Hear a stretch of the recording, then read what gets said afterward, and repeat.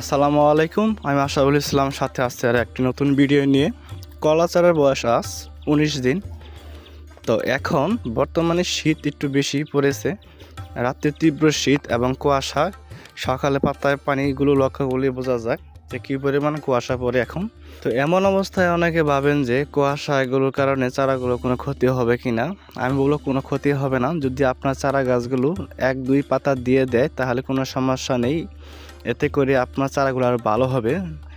কুয়াশার কারণে পানিগুলো যদি আপনার চারা গাছের গোড়াগুলো ভিজে দেয় এবং চারাগুলো ভিজে দেয়, তাহলে আপনার চারাগুলো সতেজ থাকবে এবং সকালবেলায় অতিরিক্ত পানি দিতে হবে না চারাতে। এবং আপনার লক্ষ্য করে দেখতে পাচ্ছেন যে কুয়াশার কারণে চারাগুলোর পাতা ভিজে গেছে এবং চারার গোড়ের মাটিগুলো ভিজে গেছে।